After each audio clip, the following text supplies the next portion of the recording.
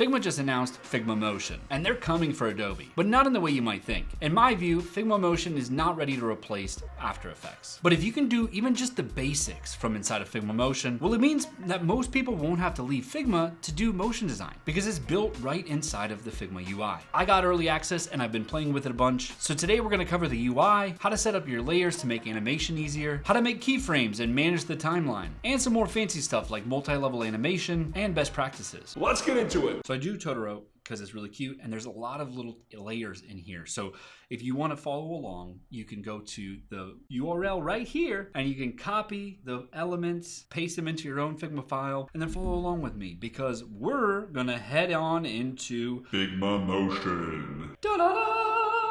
So as you can see, when you pop into Figma Motion, it's gonna pop up this little bar from the bottom. And I think that there's still a lot to be desired on this thing. Some little things are missing, but the key part is everything is based on keyframes. So you can always add fixed animations right from here. So you can do that to anything. So let's say that just this little guy right here is gonna get a animation. We can have it fade in, we can have it do some corner radius stuff, positioning and scale. I did see a breakdown where you could actually do a couple things like chain together. And when you do that, you can actually like create preset animations. Like you could turn all of this into a reusable animation. But you and I right here, we are people who like to create things. We don't like to use templates. Templates? You're gonna use a template? I mean, you can if you want, but like I'm not gonna judge, but I don't want to use those because we have so much more control by doing individual keyframes. So what we're gonna do is we're gonna have this little guy drop this flower down to make Totoro watch as the little fishing pole goes down. Let's just like walk through the animation really quick. I'll head back to Figma Design. We need to start it up here, have it go down. As that goes down, we need to actually increase the height of this fishing pole line. Then we wanna have Totoro's eyes move down, right? We want to have him like kind of start up here and look down. Then as that's happening, we need to make this shine actually move. So there's lots of little things that we need to adjust to be able to make this work. And then life is happening, right? So maybe the tree is kind of swaying a little bit that Totoro's sitting on. Maybe the tail is bouncing and wiggling. Like that's what's so much fun about bringing these like little animations to life is every little detail adds up, and it's like a thing like what you kind of just like go down this like rabbit hole. In the beginning you're like, well, this is like not worth my time, but then it actually adds so much to the cohesion of the animation. Anyways, I could talk about motion design a lot. I love it. Head over to Figma Motion. So what we want to do is let's start by just moving the flower and the fishing pole line. Over here on the right is the element panel where you can see position, scale. Also, you can even do like auto layout stuff. Real quickly, let's just like make a quick little auto layout situation. I'll put it right here, put that to fix, duplicate it. There we go. So we can actually animate some of these elements in here too, which is super cool. Like, so it's not just positioning and scaling and all that. You have all of the Figma like core features that make Figma awesome. You have them built in right here. And I think that's why this is actually going to be like a really powerful like micro interaction animation tool for a lot of designers. You don't need to be a motion designer to say, when this animates in, I want to see it like pop in, right? And so what are you going to do? You have this grid of cards. You want it to start like this, just so that it doesn't actually wrap, but it pops out. Maybe when it does that too, you want to put an appearance keyframe as well. I'll put it at 100% on the end point, and then the beginning point, I'll bring this down to 0. So they're all gonna like pop in and fade in. This is another part of it, of Figma Motion UI, is the Bezier curves. And so you can access these by hovering on a line and then pressing here, and you can hold shift and grab multiple at once, and you could do simple ease in and out, and that will probably get you, for the most part, like something that looks pretty good. But you can always move this graph around and customize it, so now it's feeling a little bit more bouncy. It should. We went a little bit too far, you see. Look at that, actually that's cool. You can see it kind of bounce in. You can actually like blow this out even more. So it's really poppy. Like this is gonna feel super poppy. Watch this. Zoom. And then also too, you know what? The opacity, I kind of want it to be seen earlier. So like, I just want it to fade in and then pop in. Yeah, there you go. So you can always grab these keyframes around, and it has this handy little like line. It is a little bit difficult to be perfect on the keyframes, and the reason for that you know, in my opinion, we should be able to set the keyframe, like the frame rate up front. At this moment, all they give you is the ability to change between milliseconds and seconds. Basically, you get 1,000 frames a second on this. And then when you go to export, we'll get to that later, but when you go to export, there's no such thing as 1,000 frames a second. You don't need that. It makes it where it's really difficult to work with because every single point, like this versus this keyframe, like you probably didn't even see my mouse moving, but right there, that was probably like 10 frames. And when I'm like doing motion design, I need to be able to control those like frame by frame sometimes. And it needs to match what I'm gonna end up exporting it out as. Other thing that I wanted to call out was the timeline itself. So we've done this simple little animation here, right? As you can see, as I click around, it actually changes to the different animation timelines. Let's just really quickly create a Y keyframe right here, make a height keyframe. We're finally getting back to Totoro. As I bounce back over here, we're actually changing to a whole different timeline, which I think that's super cool. Right now, inside of After Effects or something like that, that's pretty much the equivalent of a pre-composition. So you would have to set each little siloed thing as a new timeline, like purposely do that and then drop that into the timeline and then you can manage it from there. But here it's just super seamless. You can just bounce around. But either way, being able to flip around to all the motion animation timelines that I have is really, really clever. So we've done this simple little motion here. What I want to do is I actually want to like bounce it. You can press this button right here. And so there's two ways to do this. There's no looping, there's looping, and you can get toggle until you get to ping pong.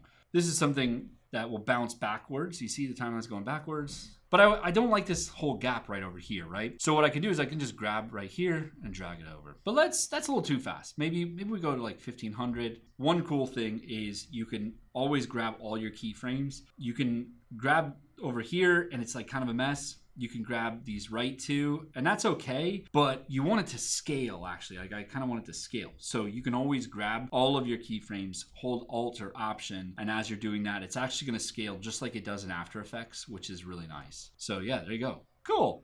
Now you might have noticed this little button right here. What does that do? Well, it actually turns on auto keyframing. So what that means is that if I were to just change this color really quick to like red, well, it didn't actually add a keyframe to the timeline. But when I press this and now I turn it to red, nice, okay. So what it does is it actually auto adds 2 keyframes. So one at the point on the timeline that I was, the other one, it doesn't actually change from what it was before. So that's kind of annoying, is it should like, if we do have auto keyframing on, it should go with whatever it was before I put a keyframe on it to what the keyframe that I just made was. It doesn't do that. Maybe it will for you, depending on when you're watching this tutorial. All you have to do is just go grab the other ones, come back, go to this keyframe, paste in it. Yeah, there you go.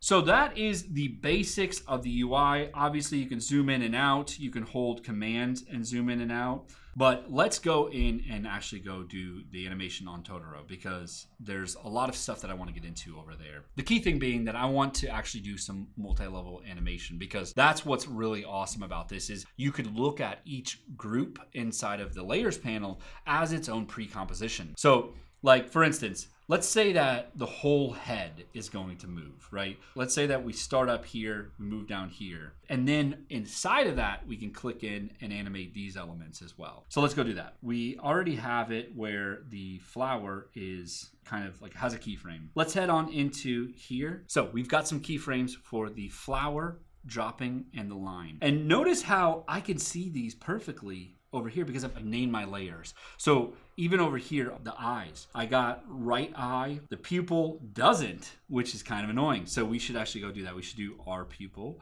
L pupil. I know I keep edging you where I'm like, okay, we're gonna go do this animation and then I get over to this stuff, but this is where the real work is. Like you gotta get good at like stopping, planning, and setting yourself up to manage stuff easier later. When you're in here, let me just like undo those changes really quick. Let's put a keyframe on both of those because we're gonna animate those. Nice, okay, everything's going fine right now as I'm holding them. But let's say that, I don't know, for some reason we want this eye to go a little bit like less. Well, I have to grab it on the canvas every single time. And you can see there's some issues with that. And that's because I've moved it off of its original position. Now I'm just like over here clicking around on my timeline to find stuff. That's not fun. Just make sure that you're always doing like layer names as best you can. It's cool. We're gonna have the eyes look down. And I mentioned that we're gonna actually have the face start high and then come down as well.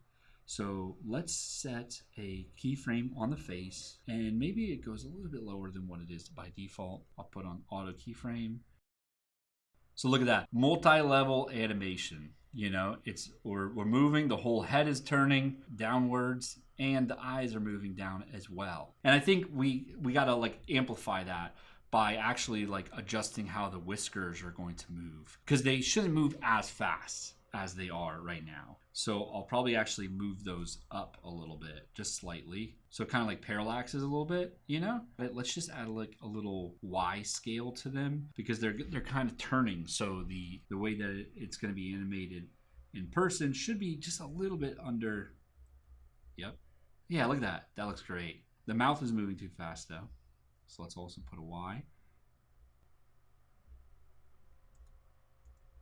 Cool. So it is moving, it's just not moving that much, you know? Cool. So we've done that. Now let's actually go animate the line on and the flower. So I'm gonna start up here because the eyes are kind of looking, this guy needs to move just slightly cross-eyed. We already have an X keyframe on that. And you can always right click over here and separate the dimensions if for whatever reason you want to do that. I think that I'm going to keep it perfectly in line with the Y. So we'll go ahead and move this just slightly, like 3 pixels in. Yeah, that looks great. Maybe this guy moves in as well. Maybe we don't need that keyframe after all. Yeah, that's fine. The shine should be moving as well. So we should go grab those layers, set a Y. We'll move this here, and we're gonna have to adjust these individually, but let's see if just doing that works. Yeah, dude, this is good. Now, one thing is all of this is way too fast, so we should slow it down. Maybe 2000. Yeah, that's gonna be good.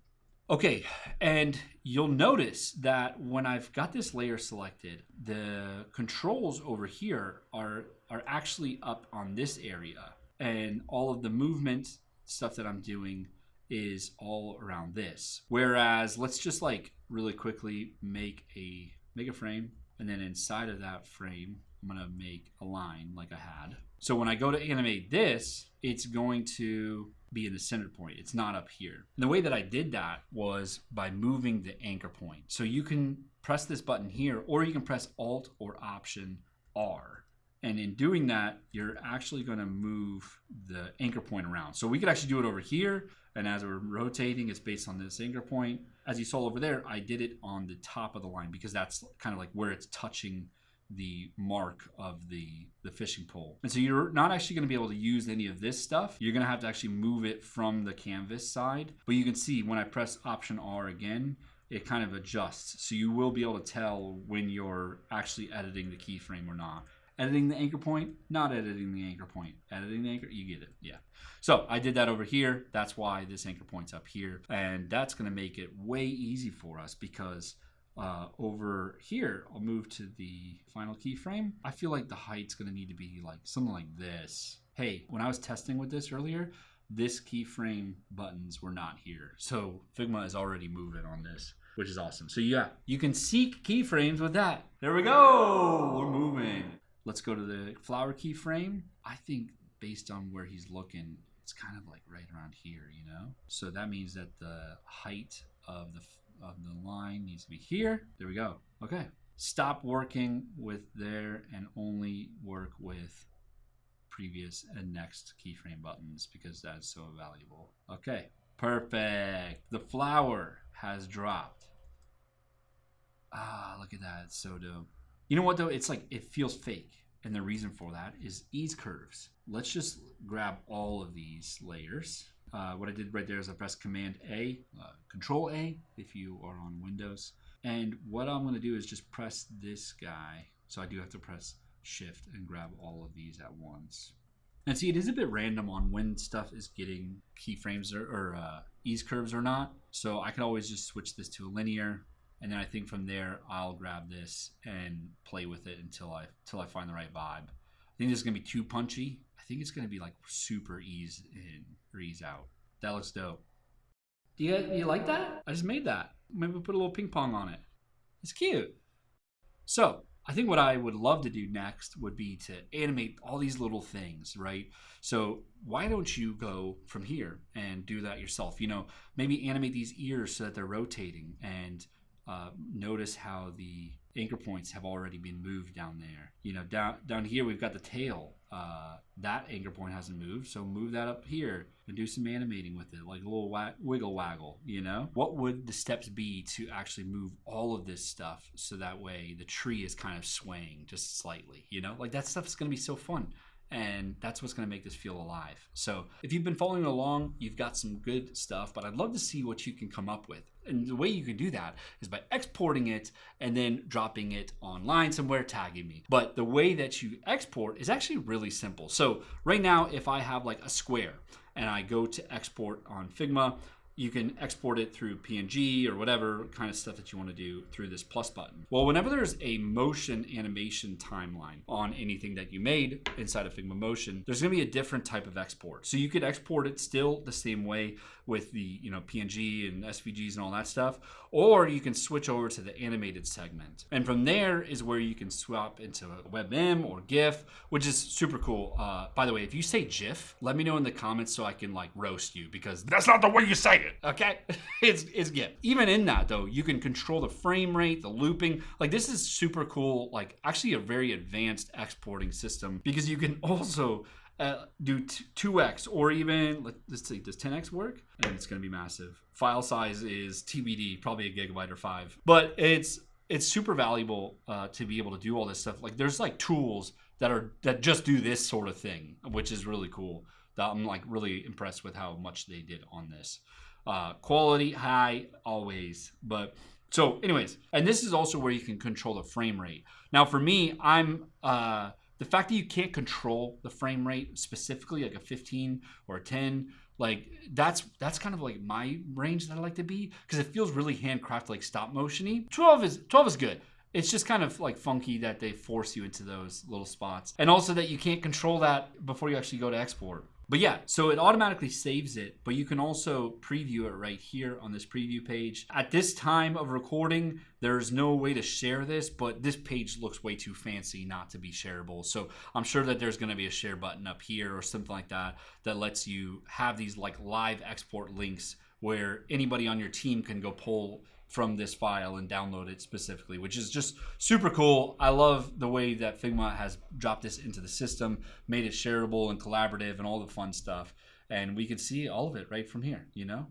So yeah, super cool. So that is the basics of Figma Motion. There's still so much that we didn't even cover, like components and motion tokens and all the, like these awesome things that Figma's already doing, and it's only the beginning. And so it's never been a better time to actually jump into motion design now, because it's really easy to do inside of Figma. Like if you're comfortable in Figma, you can probably get into some animation, which is super, super cool. I've been actually getting way more into animation lately, and it was all through Figma because I did this billboard project last year where I hand animated a lot of stuff, and it was really fun.